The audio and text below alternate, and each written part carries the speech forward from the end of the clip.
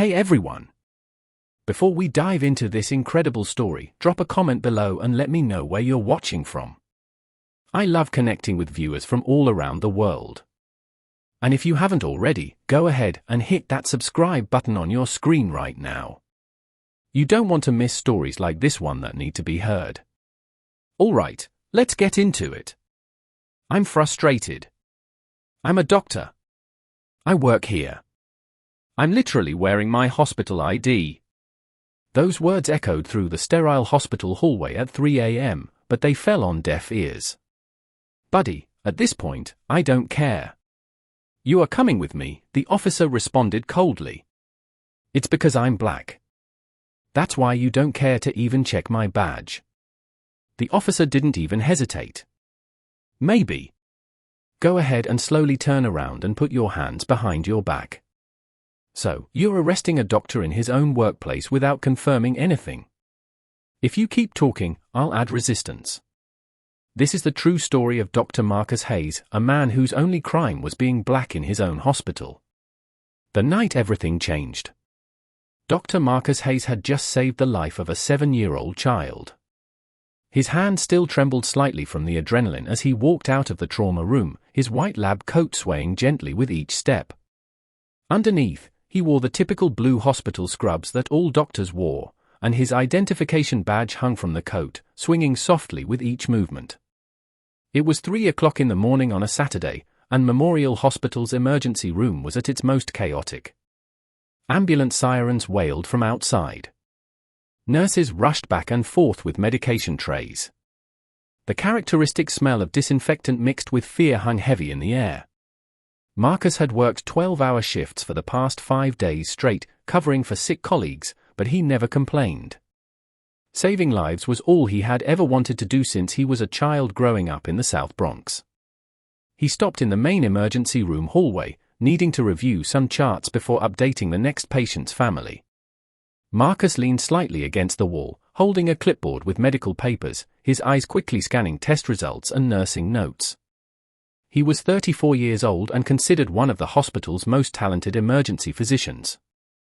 His colleagues respected him. His patients adored him. He had a rare ability to remain calm under extreme pressure, to make split-second decisions that meant the difference between life and death. On that specific night, he had just stabilized a boy who had arrived unconscious after a car accident. Marcus was so absorbed in reading the charts that he didn't immediately notice when a police officer entered the hallway from reception. Enter Sergeant Lisa Brennan. Sergeant Lisa Brennan had 15 years of service and a reputation for being strict to the point of inflexibility. She had come to the hospital following a suspect from a bar fight who had been brought by ambulance half an hour earlier. Lisa was irritated, tired from a long shift, and had no patience for anything. When she turned the corner and saw Marcus standing in the hallway, something in her mind made a quick calculation, a calculation that was completely wrong. To Lisa, the scene didn't make sense the way it should. She saw a black man standing in a hospital hallway at 3 o'clock in the morning. She noticed the white lab coat, but somehow her brain didn't process this as evidence that he was a doctor. Maybe she assumed he had stolen the coat. Maybe she simply couldn't conceive that a young black man could be an emergency room physician. Whatever the reason, Lisa immediately decided Marcus was suspicious. She marched up to him with that aggressive confidence some police officers mistake for competence, her hand instinctively resting near her holster. The confrontation begins. Marcus looked up when he heard the heavy footsteps approaching. He saw the officer coming toward him and initially thought she needed directions or information about a patient.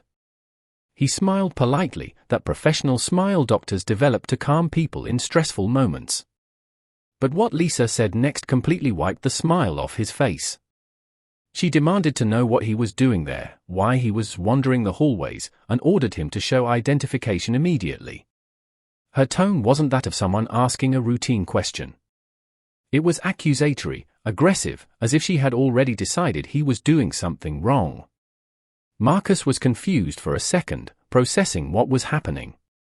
He looked at his own white lab coat, at the badge clearly visible hanging from it with his photo, name, and the title Dr. Marcus Hayes, M.D., Emergency Medicine printed in large letters. He looked at the clipboard in his hands with official hospital medical forms. Everything about his appearance screamed that he was exactly what he was, a doctor working in his own hospital. But Lisa wasn't looking at any of those things. She was looking at the color of his skin and seeing only what her prejudices allowed her to see. Marcus felt that familiar and terrible sensation in his stomach, that sickening recognition that no matter how many degrees he had or how many lives he saved, to some people, he would always be suspicious first. Trying to reason with prejudice.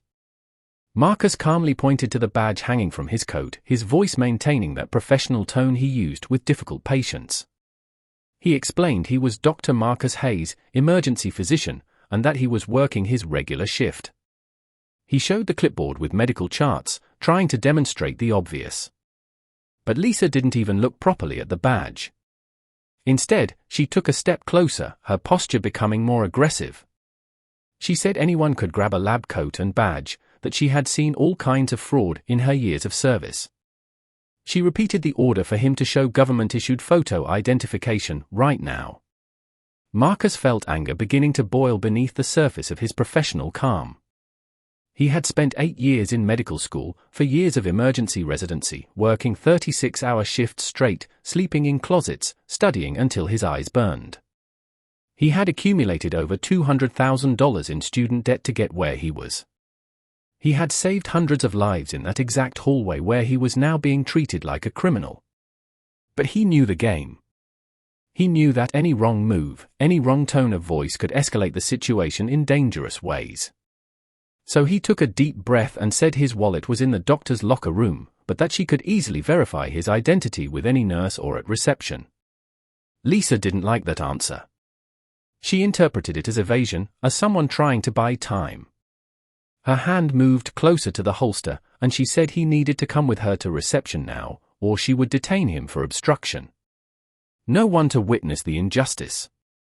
Marcus looked around the hallway, searching for someone who could intervene, any colleague who could confirm who he was. But at that specific moment, the hallway was strangely empty. The nurses were all in rooms with patients. The other doctors were busy with emergencies. It was just him and a police officer who refused to see what was right in front of her. Marcus tried again, his patients wearing thin. He pointed to the nurses' station just 20 feet away, saying Lisa could literally walk there and ask anyone. But Lisa was now committed to her misinterpretation of the situation. She had decided Marcus was suspicious, and admitting she was wrong would mean admitting she had made assumptions based purely on race. Her voice got louder when she ordered him to stop arguing and cooperate. Several patients in the nearby waiting room began looking in their direction, curious about the commotion. A nurse steps in. That's when a nurse named Jennifer, who had worked with Marcus for 3 years, turned the corner carrying a tray of medical supplies. She saw the scene unfolding and immediately set the tray down on a nearby cart. Jennifer marched up to Lisa with an expression of disbelief and anger on her face. She demanded to know what the hell was happening, why a police officer was harassing Dr. Hayes. Her voice had that sharp tone that emergency room nurses develop after years of dealing with absurd situations. Jennifer was a white woman in her 50s, short but with a presence that demanded respect. Lisa turned to Jennifer, clearly irritated by the interruption. She said she was investigating a suspicious individual in the hospital hallway and that Jennifer should step back and let her do her job. Jennifer's mouth literally fell open. She looked at Lisa as if the officer had completely lost her sanity. Jennifer pointed directly at Marcus's lab coat, at the badge swinging on his chest, and said, loud enough for several people to hear, that this man was Dr. Marcus Hayes, one of the best emergency physicians in the hospital, and that he had just come out of surgery saving a child's life. She asked if Lisa was blind or just stupid. Doubling down on discrimination. The situation should have ended there. Any reasonable person would have backed down, apologized, and admitted the mistake. But Lisa Brennan wasn't known for being reasonable, and she definitely wasn't the type of person who admitted being wrong, especially in front of witnesses. Instead of apologizing, she doubled down. Lisa told Jennifer she didn't take orders from civilians and that if the nurse didn't back off, she would be charged with obstruction too. Then, in a move that shocked both Marcus and Jennifer, Lisa reached for her belt and grabbed her handcuffs. She ordered Marcus to put his hands behind his back, saying he was being detained until his identity could be properly verified. Marcus couldn't believe what he was hearing. He looked at the handcuffs, then at Lisa's face, searching for some sign that this was some kind of terrible misunderstanding that would be resolved any second. But her eyes were cold, determined, completely convinced of her own authority. Marcus knew he was at a critical moment. If he resisted physically in any way, even if it was just stepping away, Lisa could claim he was resisting arrest. She had a gun. He had seen too many news stories about black men who didn't survive encounters with police for much less. So, even though every fiber of his being screamed against the injustice of the moment, Marcus slowly placed the clipboard on the floor. The cavalry arrives. Jennifer practically screamed that Lisa was making a huge mistake, that this was harassment, that she was calling the hospital administrator immediately.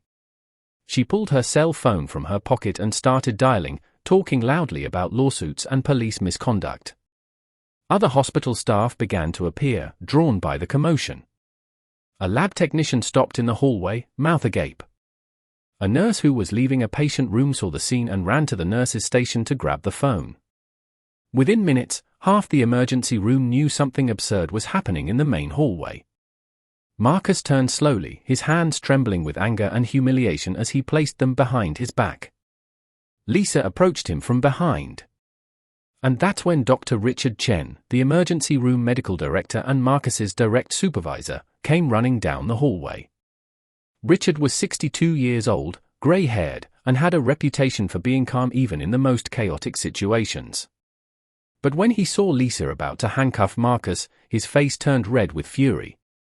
He shouted for Lisa to stop immediately, his voice echoing through the hallway with an authority that made the officer hesitate for a fraction of a second. The medical director takes control. Richard marched up to them and positioned himself between Lisa and Marcus. He identified himself as the medical director of the emergency department and demanded to know under what authority Lisa was detaining one of his doctors. He pointed to Marcus's lab coat, to the badge, to the medical charts on the floor. Richard said Marcus was a respected physician who had worked there for 5 years, who had saved countless lives, and that unless Lisa had an arrest warrant or actual evidence of a crime, she needed to leave his hospital immediately. His voice was trembling with controlled anger, each word cutting like a scalpel. Lisa finally seemed to realize she had gone too far. She looked around and saw there were now at least a dozen hospital staff members watching, many with phones in their hands, some clearly recording. She saw the expressions of shock and anger on their faces. She heard Jennifer on the phone saying her name and badge number to someone, probably the hospital administrator or a lawyer. Lisa tried to regain some control of the situation. She said she was just following protocol, checking the identity of someone who looked suspicious, but her words sounded weak even to her own ears. Richard wasn't buying any of it. He asked exactly what looked suspicious about a man wearing a white lab coat with a doctor's badge, holding medical charts, standing in the hallway of a hospital where he worked. Lisa had no answer for that. The question that changed everything. Lisa put the handcuffs back on her belt, trying to make it seem like that had been her intention all along. She mumbled something about just doing her job and ensuring hospital safety, but her words were drowned out by the growing noise of more staff arriving in the hallway. Marcus lowered his hand slowly, his entire body tense with barely contained anger. He looked directly into Lisa's eyes and asked in a low but clear voice, "Would you have done the same thing to a white doctor? Would you have ignored the lab coat, the badge, the charts, and demanded identification from anyone else?" The silence that followed was deafening. Lisa didn't answer, because they both knew the answer. Richard told Lisa she needed to leave the hospital immediately, or he would call security to escort her out. He also mentioned that the hospital had security cameras in every hallway and that this entire interaction had been recorded. Lisa quickly realized she was on dangerous ground. She tried one last time to recover some authority, saying she was at the hospital investigating a suspect from a separate incident and had every right to be there. Richard cut off that excuse immediately, saying if she had a suspect to investigate, she should go do that instead of harassing medical staff members. He pointed toward the exit and waited. Lisa finally began to retreat, but not before casting one last defiant look at Marcus. She said this wasn't over, that she was going to file a report about the incident. Marcus, who had remained silent during most of the exchange, finally spoke again. "You're right about one thing, this definitely isn't over. I'm going to personally ensure that every second of that encounter is documented, reviewed, and that there are appropriate consequences." It wasn't a threat. It was a promise, said with the icy calm of someone who knew exactly how the system worked and had the resources to use it. The aftermath begins. After Lisa left, the hallway erupted in conversations. Nurses, technicians, and other doctors gathered around Marcus, asking if he was okay, expressing outrage at what they had just witnessed. Jennifer put her hand on his shoulder and said she had everything recorded on her phone every second since she arrived in the hallway. Other staff members also showed their phones, saying they had filmed different parts of the encounter. Marcus thanked everyone, but his mind was already working on another level. He knew this wasn't just about him. It was about how many other black professionals were treated this way every day, in hospitals, offices, stores, simply for existing in spaces where others didn't expect to see them. Richard took Marcus to his private office, closed the door, and for a moment, the two men just stood there in silence. Richard had worked in medicine for 4 decades and had seen a lot, but this genuinely shook him. He asked Marcus what he wanted to do. Marcus didn't hesitate. He wanted to file a formal complaint against Lisa Brennan. He wanted the police department to investigate. He wanted the hospital to make a public statement about the incident. And most importantly, he wanted to sue both Lisa personally and the police department for harassment, false arrest, and civil rights violations. Richard nodded and said the hospital would support Marcus completely, that they would provide all security footage, witness statements, and anything else Marcus's lawyers needed. Back to work, but changed forever. In the next few hours, while Marcus's shift technically still continued, he could barely concentrate on patients. Other staff members covered his cases, insisting he take time to process what happened. But Marcus was stubborn. He went back to work, seeing patients, saving lives, doing exactly what he should have been doing when he was interrupted and humiliated.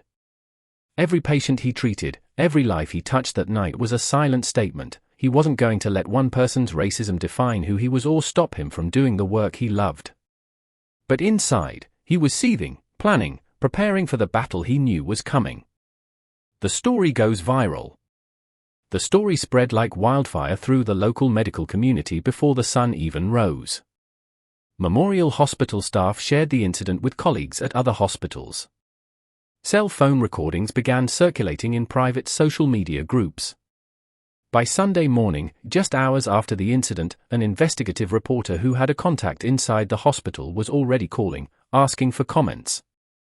By Monday morning, the story was on local news with the headline, "Black Doctor Nearly Arrested While Working at Hospital."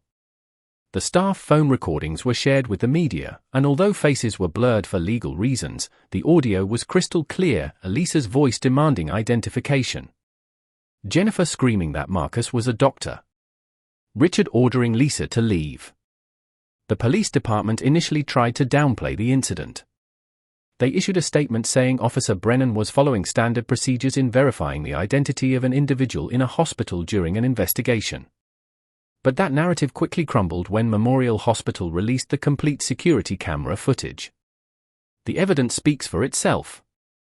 The video showed everything in sharp detail. Marcus standing in the hallway with his white lab coat visible, badge clearly hanging, holding medical charts. Lisa marching up to him and immediately adopting an aggressive posture. Her body language making it obvious she had made instant assumptions based on nothing but Marcus's appearance. The public reaction was swift and fierce. Marcus hired Sarah Kowalski, a civil rights attorney known nationally for police misconduct cases. Sarah reviewed all the evidence, the security recordings, the cell phone videos, the witness statements, and told Marcus he had one of the clearest cases she had ever seen. Lisa Brennan had no legal justification to detain Marcus. He wasn't committing a crime. He was literally working at his own workplace, wearing his professional uniform with visible identification. The only reason for Lisa's approach was racial discrimination, pure and simple. The lawsuit that shook the system. Sarah filed the lawsuit 2 weeks after the incident, seeking $2,400,000 in damages for civil rights violations, emotional suffering, and punitive punishment. The public reaction was immediate and fierce. Civil rights organizations organized protests outside the police station. Black doctors from across the country began sharing their own stories of being mistaken for janitors, security guards, or anything except what they really were. The hashtag #DrWhileBlack began trending on social media, with thousands of medical professionals sharing experiences of discrimination. The pressure on the police department to act became unsustainable. They couldn't just file this away and hope it disappeared. The evidence was too clear. The public outrage was too high. Lisa Brennan was placed on administrative leave while an internal investigation was conducted. But Sarah Kowalski wasn't satisfied with that. A pattern emerges. She leaked to the press that during her investigation, she had discovered Lisa had a history, 5 previous complaints from citizens alleging discriminatory treatment, all filed away without action. 3 of those complaints were from black men who said they had been stopped without reason, aggressively questioned, treated as suspects when they were simply living their lives. The police department had ignored these warnings and now had a public relations disaster and a federal lawsuit on their hands. Marcus speaks out. Marcus gave a press conference 6 weeks after the incident. He stood in front of cameras from all major news networks, wearing the same white lab coat he wore that night, his doctor's badge clearly visible. He spoke calmly, without apparent anger, but with a conviction that was impossible to ignore. "I'm not doing this for personal revenge," Marcus explained. "I'm doing this because I'm a doctor, and I understand that sometimes you have to treat the disease, not just the symptoms. Systemic racism in law enforcement is the disease. What happened to me was just a symptom." He wanted the lawsuit to create real change, not just an apology and a quiet settlement. Every word he said was carefully chosen. Every sentence meant to make clear he wasn't going to back down or be silenced. The trial. The case went to trial 8 months after the incident. The courtroom was packed with reporters, civil rights activists, and Marcus's medical colleagues who took the day off to support him. Lisa Brennan sat next to her lawyers, provided by the police union, looking 10 years older than on the night of the incident. Her face was pale and tense. She knew the evidence against her was overwhelming, but the union had insisted on going to trial instead of settling, a decision they would soon regret. Sarah Kowalski presented the case methodically, like the legal surgeon she was. She showed the security footage repeatedly, pausing at key moments. Marcus standing calmly with lab coat and badge visible. Lisa completely ignoring these obvious evidences. Her aggressive body language. The moment she reached for the handcuffs. Devastating testimony. The witnesses were devastating for the defense. Jennifer took the stand and described the scene in vivid detail, her voice trembling with contained anger as she explained how she had seen Marcus treated as a criminal simply for existing in his own workplace. Dr. Richard Chen testified about Marcus's impeccable credentials, his 5 years of exemplary service, the dozens of lives he had saved. He also mentioned that in his 40 years of medicine, he had never seen a white doctor approached that way at the hospital. Other hospital staff testified about the trauma they witnessed, how the scene had affected the morale of the entire staff, especially staff of color who now felt less safe in their own work environment. The defense crumbles. Lisa's lawyers tried to argue she was just being cautious, that hospitals are places where anyone can enter, that she had seen people impersonate medical professionals before. But Sarah easily destroyed these arguments. She asked if Lisa had checked the identity of any white doctors that night. Silence. She asked if Lisa really believed someone would steal a lab coat, forge a photo badge, memorize enough medical terminology to carry convincing charts, all just to stand in a hospital hallway at 3 o'clock in the morning. The logic was absurd. Sarah then presented the 5 previous complaints against Lisa, establishing a clear pattern of racial discrimination. Marcus's testimony. The most powerful moment of the trial came when Marcus testified. He didn't cry. He didn't shout. He simply told his story with the same clinical clarity he used when describing medical cases.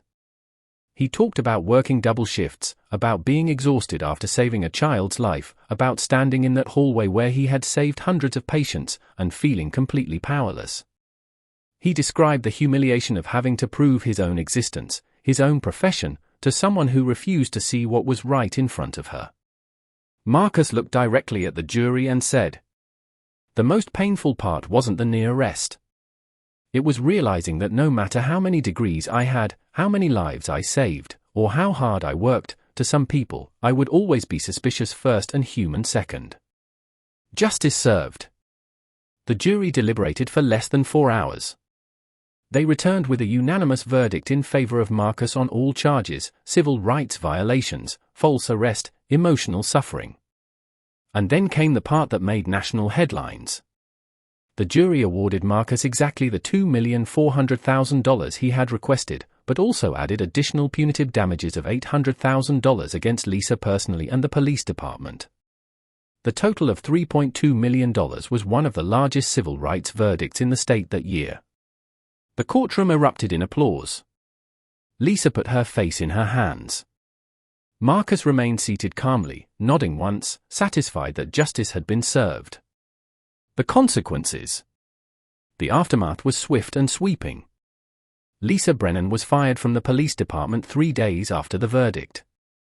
Her police certification was permanently revoked, which meant she could never work in law enforcement again, anywhere in the country. The police department was forced to implement radical changes in training. Every officer now had to go through 60 hours of annual implicit bias training, not the 15-minute videos they used to use. They created a civilian oversight panel with real power to investigate complaints. All stops and detentions now had to be documented with clear justification. The police chief, under immense pressure, eventually resigned 6 months later. Creating lasting change. Marcus used part of the settlement money to establish a foundation called Seen and Heard, dedicated to supporting black professionals who face discrimination in their workplaces. The foundation provided legal assistance, counseling, racial bias training programs for hospitals and companies.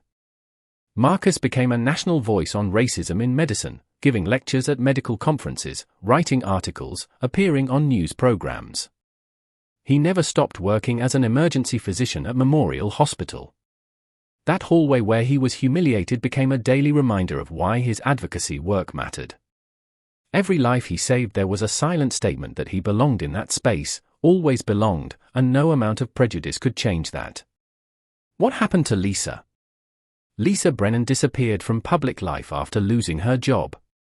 Rumors said she had moved to another state, that she was working in private security under a different name. Some felt sorry for her, arguing her life had been ruined by a mistake. But Marcus, when asked about it in interviews, always responded the same way. It wasn't a mistake. It was a choice. Lisa chose to see my skin before seeing my lab coat. She chose to ignore obvious evidence because it didn't fit her prejudiced assumptions. She chose to escalate the situation even when multiple people tried to correct her.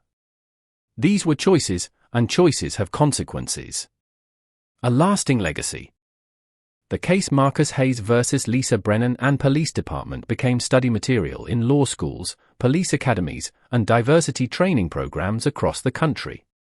The security footage from that night was watched millions of times, analyzed frame by frame, used as a perfect example of how implicit bias manifests in real actions with real consequences. And Marcus continued his work, saving lives, fighting for justice, proving every day that he belonged exactly where he was. The final word.